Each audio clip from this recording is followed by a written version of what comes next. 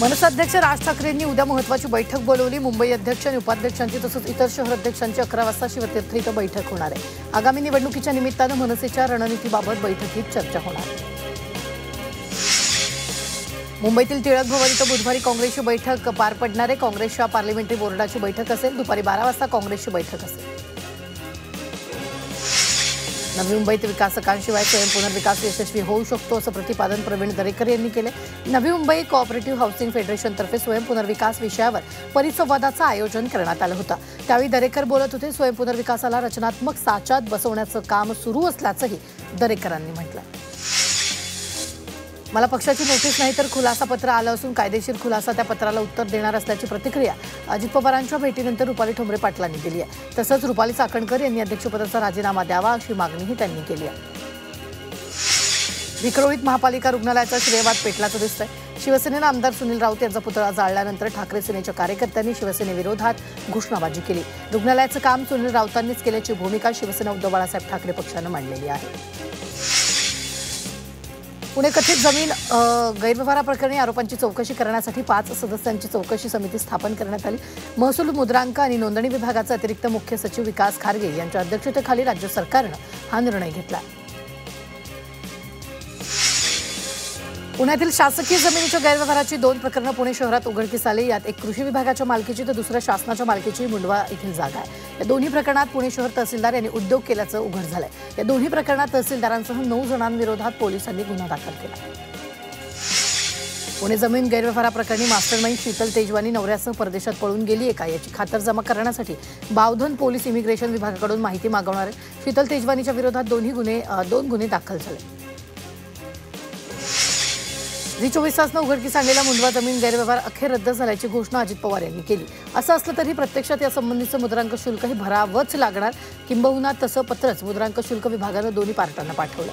एकूण 42 कोटीची stamp duty भरावी लागेल आणि नंतरच हा व्यवहार रद्द होईल असं जाणकारांकडून सांगितलं जात आहे। पार्थ पवारांवर गुन्हा का नाही हे मुख्यमंत्री सांगू शकतील। जमीन गैरव्यवहारावर शरद पवारांनी प्रतिक्रिया दिली आहे। चौकशी करून सरकारनं जनतेसमोर सत्य मांडावं असं पवारांनी म्हटलं। जी 24 तासांना समोर आणलेल्या जमीन गैरव्यवहार प्रकरणावरून ठाकरेंनी सरकारवर जोरदार हल्लाबोल केला। पक्ष मतचोरी पाठोपाठ आता जमिनी चोरल्या जात असल्याचा घणाघात उद्धव ठाकरेंनी केला। पुणे जमीन गैरव्यवहार प्रकरण अत्यंत गंभीर आहे। या जमीन व्यवहाराबाबत श्वेतपत्रिका काढावी अशी मागणी काँग्रेस प्रदेशाध्यक्ष हर्षवर्धन सपकाळ यांनी केलेली आहे। पुणे जमीन व्यवहार प्रकरणात आपण अनुकूल निर्णय दिला नव्हता, तसंच हायकोर्टानंही अनुकूल निर्णय दिला नव्हता अशी प्रतिक्रिया बाळासाहेब थोरात यांनी दिली। सरकारी जमिनीची काळजी घेण्याची जबाबदारी सरकार म्हणून संबंधित मंत्र्यांची असते असंही बाळासाहेब थोरातांनी सांगितलं। शिवसेना उद्धव बाळासाहेब ठाकरे पक्षाचे तात्यासाहेब माने यांची प्रभारी जिल्हाप्रमुखपदी नियुक्ती जाहीर करण्यात आली। कल्याण लोकसभेतील डोंबिवली, कल्याण ग्रामीण, मुंब्रा कळवा या विधानसभा क्षेत्राकरिता नियुक्ती जाहीर करण्यात आली आहे। प्रसिद्धी पत्रकाद्वारे ही माहिती देण्यात आली आहे। डोंबिवलीचे जिल्हाप्रमुख दीपेश म्हात्रेंचं अखेर ठरलंय। दीपेश म्हात्रेंचा लवकरच भाजपात प्रवेश होणार आहे। निवडणुकीच्या तोंडावर शिवसेना उद्धव बाळासाहेब ठाकरे पक्षाला अखेरचा जय महाराष्ट्र ते करणार आहेत। उद्या भाजपचे प्रदेश अध्यक्ष रवींद्र चव्हाण यांच्या उपस्थितीत दीपेश म्हात्रे प्रवेश करतील। वसई विरारमधील बहुजन विकास आघाडीच्या माजी नगरसेविका शकुंतला शेळके यांनी अनेक पदाधिकाऱ्यांनी भाजपमध्ये प्रवेश केला। भाजपा प्रदेशाध्यक्ष रवींद्र चव्हाण यांच्या उपस्थितीत हा पक्षप्रवेश पार पडला। या प्रवेशामुळे वसई विरारमध्ये भाजपची ताकद वाढल्याचं दिसतंय। साताऱ्यात राष्ट्रवादी काँग्रेस शरदचंद्र पवार पक्षाचे जिल्हाध्यक्ष सुनील मानेंनी शरद पवारांची साथ सोडली। मानेंनी प्रदेशाध्यक्ष शशिकांत शिंदेंकडे पदाचा राजीनामा सोपवला। सुनील माने उद्या अजित पवारांच्या राष्ट्रवादीत पक्षप्रवेश करणार आहेत। रहिमतपूरमध्ये हा पक्षप्रवेश पार पडणार आहे। मुंबईतील विक्रोळी शिवसेना उद्धव बाळासाहेब ठाकरे पक्षाचे आमदार सुनील राऊतांविरोधात शिवसेनेने निदर्शनं केली आहेत। यावेळी शिवसैनिकांनी राऊतांचा पुतळा जाळलाय। विक्रोळीतील क्रांतीवीर महात्मा फुले पालिका रुग्णालयाचं नूतनीकरण हे एकनाथ शिंदेंच्या प्रयत्नातून झाल्याचा दावा शिवसेनेनं केला। अंबरनाथ नगरपालिकेच्या निवडणुकीचे उमेदवारी अर्ज दाखल करण्यास सोमवारपासून सुरुवात होणार आहे। पालिकेनं अद्याप सुधारित अंतिम मतदार यादी जाहीर केली नाही। त्याविरोधात महाविकास आघाडीनं अंबरनाथ पालिकेबाहेर आंदोलन करत सदोष मतदार यादीची होळी केली आहे। तसंच निवडणुकांवर बहिष्कार घालण्याचा इशारा दिला। बिबट्याच्या हल्ल्याच्या निषेधार्थ केलेलं रास्ता रोको आंदोलन ग्रामस्थांना भोवलेलं आहे। 15 आंदोलकांवर पारगाव पोलीस ठाण्यामध्ये गुन्हा दाखल करण्यात आला आहे। आंदोलकांनी बेल्हे जेजुरी महामार्ग तब्बल 5 तास रोखून धरला। 12 नोव्हेंबरला होणाऱ्या मुंबई क्रिकेट संघटनेच्या निवडणुकीचा मार्ग मोकळा झाला. मतदार क्लबची नोंदणी कायद्यानुसार करण्याची हमी MCAनं दिल्यानंतर न्यायाधीश रियाज शागला आणि न्यायाधीश फरहान दुबाश यांच्या खंडपीठानं याचिकाकर्त्यांनी MCAच्या संमतीनं शुक्रवारी याचिका निकाली काढली.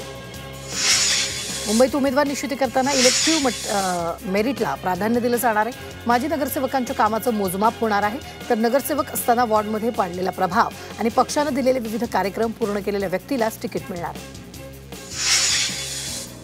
पालघर नगर परिषद निवडणुकीच्या जाहीर केलेल्या मतदार यादीत त्रुटी आढळून आल्यात. नागरिकांचे 3,500 अर्ज स्वीकारण्यात आले. अर्जांमध्ये झालेल्या 77 टंकलेखनाच्या चुका पुरवणी मतदार यादीत सुधारण्यात आल्याची माहिती पालघर निवडणूक निर्णय अधिकाऱ्यांनी दिली. ठाणेकरांनी नुकताच शुद्ध हवेचा आठवडा अनुभवलाय. ठाण्यातील हवा गुणवत्ता निर्देशांक सलग एका आठवड्यासाठी चांगल्या गटात नोंदवला गेला. झाडांची वाढलेली संख्या, मेट्रो पुलाखाली वाढलेली हिरवळ आणि संजय गांधी उद्यानाचा हिरवा निसर्ग ठाण्याची हवा शुद्ध ठेवायला कारणीभूत ठरल्याचं चित्र आहे. पाऊस थांबला आणि कमाल तापमान कमी होऊ लागलं, त्यामुळे महानगरातील हवेची गुणवत्ता खालवण्यास सुरुवात झाली. मुंबईची सरासरी हवेची गुणवत्ता 145 AQI वर पोहोचली. हवामान तज्ज्ञाच्या अंदाजानुसार मुंबईचं तापमान आणखी खाली येण्याची शक्यता आहे. राज्यात सध्या पावसाची शक्यता नाही. काही भागात ढगाळ वातावरण राहील, मात्र पावसाची शक्यता फारशी नाही आहे. ढगाळ वातावरणामुळे काही प्रमाणात उकाडा जाणवेल. मुंबईतील प्रदूषणाच्या पातळीत वाढ झाली आहे. हवेचा निर्देशांक 106 वर पोहोचला. मुंबईतील हवेचा निर्देशांक मध्यम श्रेणीत नोंदला गेला. अनेक भागातील हवा मध्यम श्रेणीत नोंदली गेली आहे. आधीच उकाडा आणि या उन्हामुळे हैराण झालेल्या मुंबईकरांच्या समस्येत हवा खालवल्यामुळे भर पडली. ठाणे जिल्ह्यातील आदिवासी तालुका म्हणून ओळख असलेले शहापूर तालुक्यातील बस आगार सध्या समस्यांचा आगार बनले. या आगारात जागोजागी खाणीचं आणि खड्ड्यांचं साम्राज्य पाहायला मिळते. गळकच्छ, तुटलेल्या सीट, फुटलेल्या खिडकीच्या काचा, रस्सी आणि तारेनं बांधलेले एसटीचे पत्रे दिसून येत आहेत. महामानव डॉक्टर बाबासाहेब आंबेडकर यांच्या 69व्या महापरिनिर्वाण दिनाच्या पूर्वतयारीचा आढावा रिपब्लिकन पक्षाचे राष्ट्रीय अध्यक्ष रामदास आठवलेंनी घेतलेला. चैत्यभूमी इथं अभिवादनासाठी येणाऱ्या लाखो भीम अनुयायांना पुरवण्यात येणाऱ्या सोयीसुविधा या कामाच्या पूर्वतयारीचा आढावा रामदास आठवलेंनी घेतला. अर्धवट शिक्षण राहिलेल्या विद्यार्थ्यांना विद्यापीठानं दिलासा दिलाय. पदवी अभ्यासक्रम त्या संबंधित कालावधीत पूर्ण झाला नसल्यास विद्यार्थ्यांना आणखी एक संधी मिळणार आहे. अधिकच्या 2 वर्षात अभ्यासक्रम पूर्ण झाला नसेल तर संबंधित अभ्यासक्रम पूर्ण करण्यासाठी आणखी 1 वर्ष मिळणार. पश्चिम रेल्वेवरील प्रवासी संख्या वाढते. याच गर्दीचा फायदा घेत प्रवासी विना तिकीट प्रवास करत असल्याचं निदर्शनास आलं. प्रवाशांना आळा घालण्यासाठी पश्चिम रेल्वेवरील विशेष तिकीट तपासणी पथकानं तब्बल 121 कोटी 67 लाख रुपये दंड वसूल केला. या 7 महिन्याच्या काळात झालेली ही वसुली आहे. नाताळ आणि नववर्षासाठी विमान तिकिटांचं बुकिंग सुरू झालंय. देशातील आणि विदेशातील लोकप्रिय पर्यटन स्थळांच्या रिटर्न तिकिटांचं विमान प्रवासाचे दर पाहिले तर ते दोन्ही जवळपास एकसारखेच असल्याचं दिसून येत आहे. त्यामुळे पर्यटन हंगामात देशातील विमानांवरचा भार वाढलेला आहे. शटडाऊनच्या काळात वाहतूक कमी करण्यास सांगितल्यानं शुक्रवारी अमेरिकेतील 40 प्रमुख विमानतळावरील शेकडो विमान उड्डाणं रद्द करण्यात आली. शटडाऊनच्या निर्णयानं उड्डाणांमध्ये 4% कपात करण्यात आली. ही कपात पुढील आठवड्यात 10% जाऊन 4,000 विमान उड्डाणांवर त्याचा परिणाम होऊ शकतो. एसटी कर्मचाऱ्याचा रखडलेला पगार अखेर सोमवारी खात्यात जमा होणार आहे. राज्य सरकारने एसटी महामंडळाला सवलत मूल्याचा निधी न दिल्यानं एसटी कर्मचाऱ्यांचा बँक खात्यात पगार जमा होऊ शकलेला नव्हता. मात्र आता राज्य सरकारने एसटी महामंडळाला 471.5 कोटी रुपये निधी वितरित केल्यामुळे एसटी कर्मचाऱ्यांचा पगार होण्याचा मार्ग मोकळा झाला. मुंबईतील 1000 SRI इमारतींना आपत्कालीन जिना लावण्यात येणार आहे. त्यामुळे या इमारतींमध्ये वास्तव्यास असलेल्या लाखो रहिवाशांना मोठा दिलासा मिळणार आहे. सध्या इमारतींना आपत्कालीन लिफ्ट नसल्यानं इमारतीला आग लागल्यास किंवा अन्य आणीबाणीची परिस्थिती निर्माण झाल्यास रहिवासी अडकून पडत आहेत. त्यामुळे या निर्णयाचा रहिवाशांना फायदा होणार आहे. म्हाडाचं किंवा सोमालकीचं घर असलं तरी आता म्हाडाचं घर घेता येणार आहे. मुंबई मंडळानं म्हाडाची अंदाजे 100 घरं शोधून काढली. या घरांच्या विक्रीसाठी 10 दिवसात जाहिरात प्रसिद्ध करून घरांच्या विक्रीला सुरुवात करण्यात येईल. 2 आणि त्यापेक्षा अधिक वेळा सोडत काढूनही विकली न गेलेल्या मुंबईतील घरांची सोडत काढण्यात येईल. त्यानुसार मंडळानं अंदाजे 100 घरं शोधून काढली. अहिल्यानगरमध्ये सर्पमित्राचा साप चावल्यानं मृत्यू झालाय. साप पकडताना त्याच्या हाताला सापानं चावा घेतला. याचा थरारक व्हिडिओ समोर आला. सर्पमित्राचा उपचारादरम्यान मृत्यू झाला. कल्याणमध्ये एका महिलेची रिक्षात विसरलेली दागिन्यांची बॅग शोधताना कल्याण क्राईम ब्रांचनं बोगस रिक्षाचा पर्दाफाश केला. या प्रकरणी तपास करताना पोलिसांनी रिक्षा चालक जयेश गौतम याला बेड्या ठोकला. त्याच्याकडून बोगस रिक्षा आणि 3.5 लाखांचे दागिने जप्त केले. शहापूर तालुक्यात धान्याचा काळा बाजार करणाऱ्या ट्रकला ताब्यात घेत कारवाई करण्यात आली. या ट्रकमधून 165 क्विंटल तांदूळ आणि गहूचा साठा जप्त करण्यात आला. या प्रकरणी आरोपीला ताब्यात घेतलं असून पुढचा तपास सुरू आहे. उल्हासनगरात 2 तरुणांनी दुकानदाराला बोलवण्यात गुंतवून गल्ल्यातील 4,000ची रोकड चोरी केली। हा सर्व प्रकार सीसीटीव्हीत चित्रित झालाय। तरुणांनी अशाच प्रकारे शहरात अनेक दुकानात चोरी केल्याचं समोर आलं।